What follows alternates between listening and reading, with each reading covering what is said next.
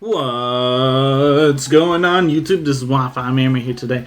Today I am bringing you guys some BDSP content, finishing out the last day of Monkey Week, and I want to ask you guys the question of the day. The question of the day is, I'm planning on making the discussion video, and I want to know what topics you guys want to talk about for series, not for series, for Pokemon Scarlet and Pokemon Violet. We can talk about the terrestrial phenomenon. I do think that's going to be a really fun gimmick. I don't think it's going to be overpowered. I just think it's going to be really cool. I do have a few questions I want to figure out. Like, if you have a electric Ninja and you give it air balloon, all of a sudden it has no weakness. How do you... Obviously, I mean, you could beat it with weather, but if you're not going up against a weather team, then obviously then you may have some trouble against that, obviously. So, stuff like that, you know, obviously moves like knockoff wouldn't then work against it. So I do have questions. I do want to know if there's going to be a rank singles and a rank doubles as well. You know, I mean, we don't know anything hardly about the competitive scene. So just shoot me your questions and I will try and make a discussion video. And we'll try and answer as many of your questions as we can. Obviously, the ones that we don't know, we can at least speculate on. Be a lot of fun. Anyway, this today we are going to be featuring Ambipom as the last monkey for Monkey Week. And I really am a big fan of Rain. And I think Ambipom can literally fit on like any team, but especially on a team that sets up something like the rain, sets up the sand, sets up something other than just a standard play, Ambipom automatically thrives a lot more. Ambipom's there, and Ambipom's basically a nuke button, right? You fake out, and then this one's last resort. The idea, it can pick up KOs that otherwise other Pokemon struggle with. You know, what wants to switch in on a last resort? That's also being metronome boosted. Just putting that out there. Nothing hardly wants to switch in on that once you get 2 or 3 consecutive last resorts coming out. Then you're just looking more and more powerful. All right. Let me go into Poliwrath here. That's fine. There's no way he's going to try and hit Gnosis. He did go Toxic, which is very interesting to see on Gengar. Sludge Bomb coming out. Okay, that's fine. I could have went to Xatu, actually. But that's fine. Poliwrath's in. We got the Swiss Swim on this Poliwrath. Let's just go for that Waterfall. Nothing should really want to take. This is Choice Banded. Super powerful. Into Rain. Cradily. Oh, no. That will take it. He will take it. You know, that's alright. That's alright. Honestly, I didn't even pay that much attention to the team preview. I was mostly just wanting to talk. And obviously, I never take pictures. I don't know why. I just don't. We do have Kingdra, though. Kingdra is a good switch in here. We go Kingdra. What can Cradily really do? It really is just a nice little wall, right? It's not the strongest offensively. Okay, hit Powdon. That's fine. Fine to see this setup. I don't care. Ooh, that is the issue, though. I do want to keep that rain up if I can. But I don't care if the Cradily switches in, right? Like, that's not the biggest ordeal. I want to try and hit you with the Hydro Pump. If I switch out, you have the potential to roar me. You do Earthquake, though. I don't need to lose the Kingdra, because that's something that actually threatens that Cradily. So we do need to save it. Go to Xatu and reset the rain. Both our rain setters on this team have the Damp Rock, so if we can get the rain set up for long term, it's just there, you know. But he's playing that Hip Powdon very, very well. Going into the Cradily, very interesting switch. Because, you know, if I was a Batman, I probably could have read that, you know. Rain Dance, and then we'll teleport. I don't necessarily see what Cradily can do to me. I can get the Rain Dance up, and then I'm threatening with the Ice Beam at this point too, right? Get a safe switch to the Kingdra. Go for the Ice Beam. There's not much our opponent, from my understanding, he won't be able to do, you know. Giga Drain's an odd move to see. He's definitely predicting a switch, but, you know, you don't realize I had to teleport, I'm assuming. If you go into Hippowdon onto the Ice Beam, that's not the worst. We can go Poliwrath, and we can just go ahead Drain Punch as well. That you're probably more likely to stay in on the Poliwrath than you are the Kingdra. And if I can go ahead and take you out, you know, I sure will. We'll go for that Drain Punch. That way we can get some health back. He does switch. He does switch into Hippowdon. Okay. So the same thing happened anyway, you know. Hippowdon comes switching on in. Okay. Good information to note. This is still going to be decent damage. That's not bad. Choice Banded. That probably reveals though to him that we are Choice Banded. If he couldn't have told by now anyway. Let's see here.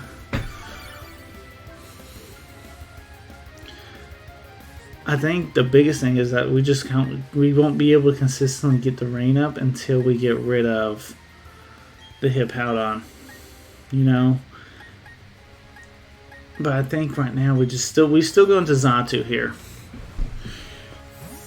We still go into Xatu. Basically roost and teleport. Get a good switch in. Hey, Magic Bounce to Stealth Rocks while we're at it, you know, that's fun. That's good. I want to roost just to get our HP back, obviously. If he's going to want to start setting up Stealth Rocks, we're going to be pretty low with our Xatu, so definitely want to go ahead and roost to get some of that HP back. It's just always nice. If he is going to roar, our Magic Bounce will actually roar him out. So he goes Ice Fang. Okay, that shouldn't be doing that much. Xatu's a bulky Pokemon. Xatu is one of those Pokemon too that's like really fun to just say, hey, I got Xatu to work, you know. It's really kind of just like fun Pokemon to try. We will go ahead and set up the Rain Dance. It forces that Hippowdon to come back in, has to come back in later to deal with that. And I mean, he's not doing no damage to me. He's not really threatening me, so might as well go ahead and set up the rain. That's where our Pokemon shine, is in the rain. That was a crit. No, it's not. Why did the first one do so lit? Oh, because we roosted. We roosted and lost the flying. Oh, I got you. Then we'll roost again. We'll roost again. We know that he's most likely going to be going for Ice Fang. Xatu don't necessarily need to be the one to take it, though, does he? He goes for EQ there. He's reading the roost. Yeah, he's not going to let me. The good thing with this team is if we happen to lose Xatu, we have another Rain Setter. So I think right now just getting chip on him, because it looks like the Hippowdon's going to beat us. He might be trying to set up Stealth Rocks, predicting the switch if we're wanting to save Xatu, but that's not the case. He actually roars, and we Magic Bounce that and roar him out. Get out of here. Get out of here. Cradily comes out.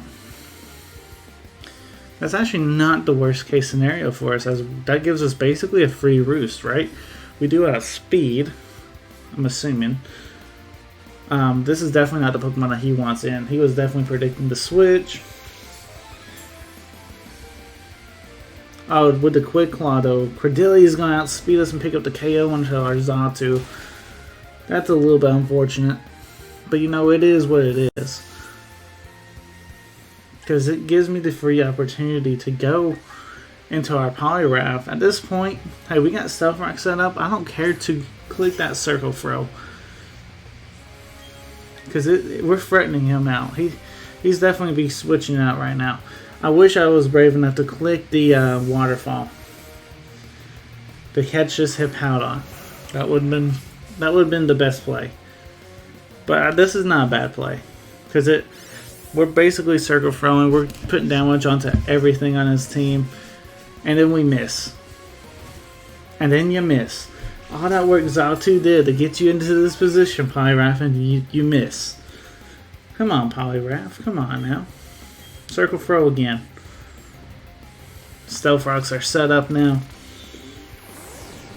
You gotta get this Circle Throw. Dude, it's not that low of an accuracy attack. Cool animation too. It's basically a little bit stronger than a... It's a roar that does some damage, but there's the fallback of, hey, you have like a 95% accuracy, you know? So you will miss. Unlike roar, you will not miss. So it's got a little bit of fallback, but, you know, overall it's not that bad. Gengar's out. What did Gengar do last time? He just Toxic us? And I lied. We actually have 2 other rain setters, that being the Raikou and the Volpe. Let's see what he wants to do. Let's go back into our Raikou to fight this Sludge Bomb just for the damage. And that's not gonna lie, it's doing some damage. And I mean, it's coming from a Gengar. There's a reason why it's doing damage. At this point, I think what we need to do is click the Scald. Go ahead, see if we can pick up this KO onto, hopefully, hoping was for the Hippowdon, but unfortunately, Gengar does survive the Scald and is able to pick up the KO onto our Raikou, but he should faint due to the sand. It's pretty low. Hey, that's good. That's good news bears right there.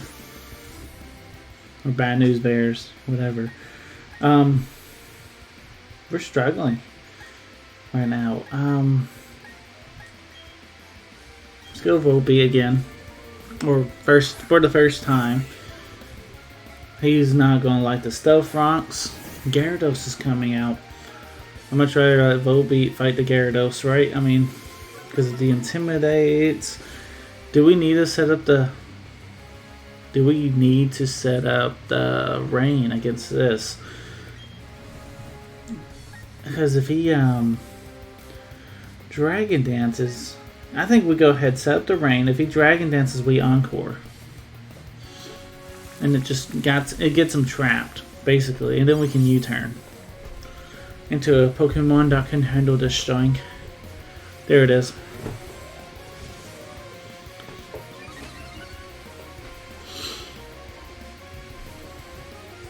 So he's thinking, maybe I can sweep my Gyarados.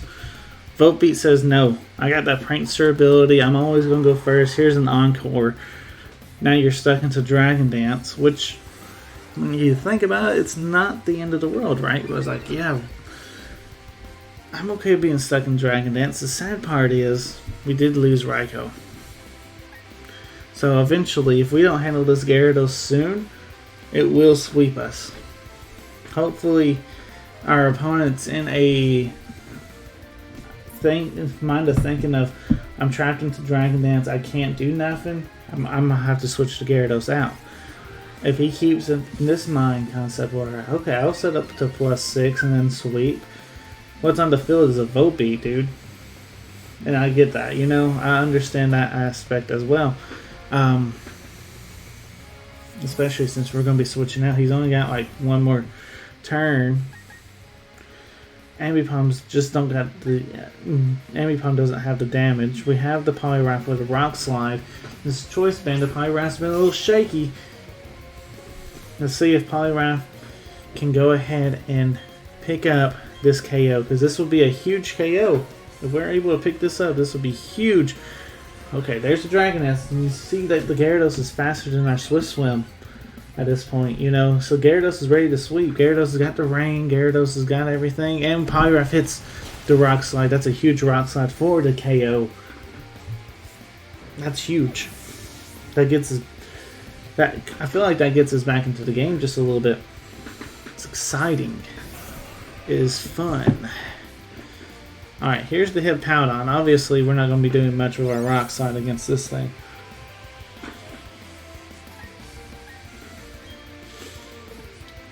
So what we need to try to do, really and truthfully,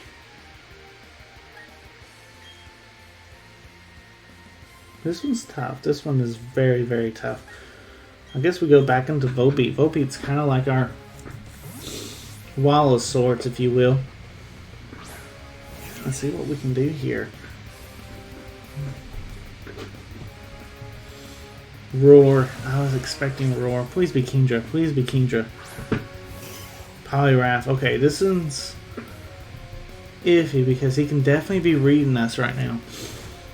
I'm hoping that he does make the read to go to Cradily, predicting the water move. Right? That's what we're hoping for. We're going to go Drain Punch. Even if he stays in, Drain Punch is still going to be doing decent chip. He does stay in. Let's see. Yeah, that's definitely a 2-hit KO. And we're getting HP back, so it's not the end of the world, right? Is he Earthquaking? He is. But we living on 1 HP, but due to the sand, we are fainting, unfortunately. But you know what? That's alright. Poliwrath did put in some work. And now we're in the situation where we know that this Hippowdon will faint to an Ice Beam. It will faint to an Ambipom Fake Out plus Last Resort, and we can go ahead and start setting that up as well. So things are looking good. That Gengar's fainted. That's a huge Pokemon for us, as in Ambipom sweeping potential is nice because of that. Lucario coming out. Definitely not a Pokemon that Ambipom wants to fight. But don't mind to get the chip damage on. Alright. In this situation, we're running out of HP. Not lying. We're running out of HP. Let's go into Volpe. See what we can do. If we can get this rain set up. Unfortunate part is that the Hippowdon is still alive. And our opponent is playing Hippowdon so well right now. Vacuum Wave. That shouldn't KO Volpe. Volpe, shockingly, is a very defensive Pokemon. Very, very defensive. Will one more KO us, though? I guess we'll find out. Because it depends on what goes first. Vacuum Wave does come out first. Unfortunately, our Prankster, our Vulpix is very slow when it comes to the priority bracket. It will always go first unless someone else is going priority. And then in that case, we struggle quite a bit. Can Kingdra take an attack? I feel like it cannot. But honestly, it's our only bet, right? As we're trying to take some Stealth Rocks. Yeah, I just don't see how we're going to make this one. This one was tough. Opponent played fantastic. Is he going back? He's switching out. He's switching out. Okay, okay. To Cradily. Oh, that's just salt in the wound, dude. That is salt in the wound right there. Ladies and gentlemen, our opponent's playing so well. And when you're playing Cradily in the sand, you have to play well. You know, Cradily, a Pokemon that not too many people use, but you know, when it's used, it's actually really, really annoying. It's really good. It's a really bulky Pokemon that can take a lot of hits. That was a ×4 effective attack, and yet it's just, it ate it up, you know? I use Cradily for VGC with the Meteor Beam, dude, and it just takes the hits. It's a very, very fun Pokemon to try out, though. I highly recommend, if y'all haven't tried it out, I highly recommend trying it out. Alright, Ambipom. Let's see what you can do. Fake Out, Last Resort. That's our only two, I mean, we're just Last Resorting at this point. You know, spamming that Last Resort. Hopefully we can find out Lucario. Hopefully we can just take it out, right?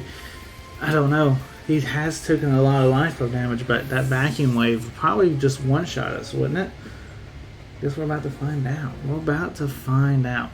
Hippowdon probably comes out, sets the sand first, because then that way he can start getting to chip onto the Ambipom that way. What I'm hoping for is that he switches into that Lucario right now, and we're just able to pick it up, you know? But if he's smart, he actually lets Hippowdon go down. Because you don't want nobody to take this attack. You know, this is not for free anyway. You switch in and take it. Yeah, you don't want that. But at the end of the day, his Lucario has the Vacuum Wave. And if I live, I'm going to be literally in Sandstorm range, I'm assuming. Like, I'm not going to lie to you. You know, the only way I think we can win is if our opponent misclicks. But, you know, you never know. maybe he will. Maybe he'll misclick. He is taking off a long time to decide what he needs to do. He is taking a while. Trying to figure out, I guess, what he needs to try and do to finish off the game, but the answer should be obvious. The vacuum wave on the Lucario will pick up the Ambipom. As long as you bring it in safely and don't bring it in as a switch. Like, now you bring it in, you vacuum wave, you'll probably pick up this KO. As we're at 96 health. Even, I mean, I know people are thinking, oh, it's like a 40 base power attack. He's sending out Rotom. I feel like you're... Okay. Okay. I will KO your Rotom. He might be time stalling me a little bit too, which really don't make sense. It really just doesn't make sense. But you know what? If you want time stall, I pick up this KO and this guarantees me to win. I'll take it too. I will take the W. I'm not gonna lie. I'll take the W. But all you gotta do, dude, is vacuum wave those Ambipom, dude. It shouldn't be that hard. Shouldn't be that scary to do. But he's definitely timer stalling right now. Don't necessarily know if he knows what he's doing. Because at the end of the day, I'm pretty sure my Ambipom, even after Sandstorm Chip, will have more HP than your Lucario. Because your Lucario will have to come in and take some Stealth Rock damage. Sure, we're taking the Sand Chip, but I think at the end of the day, I think we'll still have more HP because you've already Life Orb stalled a lot of it. Let's see. You lost to Nick. Yo, dude. No. You have to click a move there. The game has to recognize that you click a move. Come on, dude. I don't know about that one. I'm salty now. Anyway, guys, I'll catch you guys for game number 2. Alrighty, so I'm in the restricted format a little bit, and I found Ben. Ben was looking for a doubles battle, so you know what? I hit him up with this team. I figured, you know what? This team actually isn't too bad as a doubles team. I don't necessarily know what his rules are. A lot of times in VGC, you only bring 4. We're gonna go ahead and bring out 6 for like a doubles. 6v6. I hope that's what he's doing. He does have Lugia. Lugia is going to be a big problem, especially against our team. And plus, really and truthfully, our team will struggle against the Gastrodon as well as our opponent does have. But hey, being able to double into it's going to be huge. For leads, I'm okay with Ambipom and Volbeat just to get things going. We can go Xatu. Raikou, Kingdra, and Poliwrath are all hanging out in the back. We'll see what our opponent wants to do. Hopefully he brings off 6.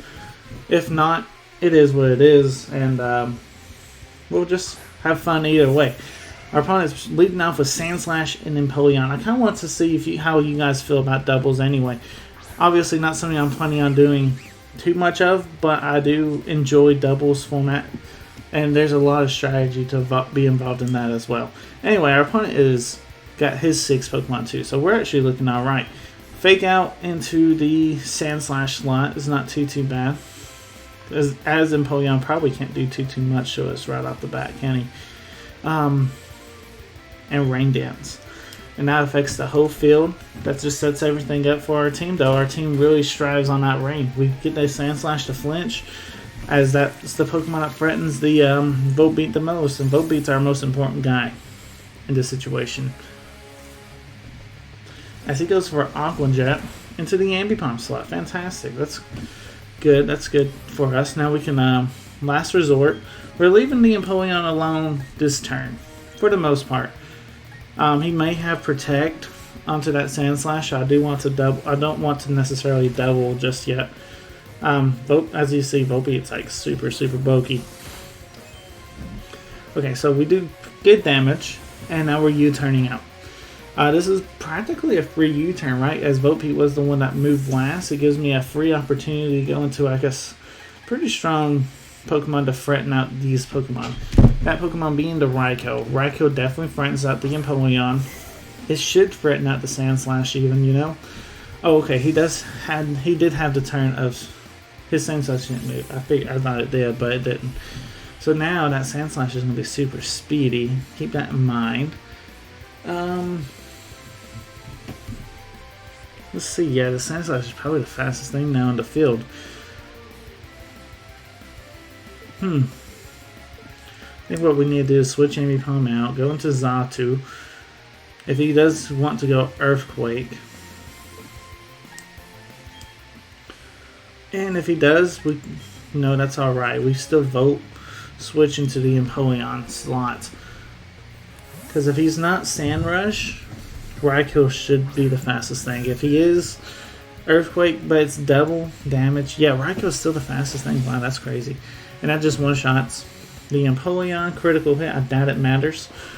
We're getting Raikou out of here, though, in case he does want to go for EQ. If he's planning on going for Earthquake, Poliwrath's not a bad Pokemon to come in here to just go ahead and fight. As he goes for Gyro Ball, okay. Hey, I don't have my speed boost that yet, buddy. And it's a resist the hit. And he got the... Excuse me, but and then he got the critical hit too. Okay. Interesting, very, very interesting. At this point, we go ahead and set up some rain, because we're threatening. We're threatening the KO onto that Sandslash right now. Is he gonna switch it out? Is there a chance of that? Maybe, but we'll go ahead and set up the rain. And we're going to go ahead and throw this Rock Slide out. This Lugia definitely would not like it. This is Choice Banded. Dude, Zatu's slow too, dude. Xatu is a very slow Pokemon. If that's all you're doing with that Sandslash, I'm not too worried about it. Alright, here comes the first Rock Slide, doing how much damage to Lugia? We did no damage, and that's supposed to be super effective. The reason is, you remember that ability Dragonite has? Multi-Skill? Well, Lugia has that too. That is a little unfortunate, I do understand. But Lugia does have that, so our next Rock Slide should be doing a lot more damage. We should be doing a lot more damage. As long as we can connect to the Lugia, we'll move first. We're Choice Banded. It's going to do a lot. We should KO the Sandslash with the Rock Slide, but just in case if we don't, which we didn't, we are picking him up with the Psychic. As long as we survive the game. Oh, okay. Xatu will, because he ain't targeted him. Giga Drain's such an interesting tech.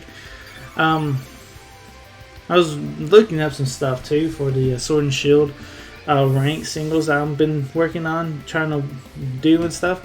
And apparently, offensive Lugia is like really good. So I might actually try that Pokemon out here soon.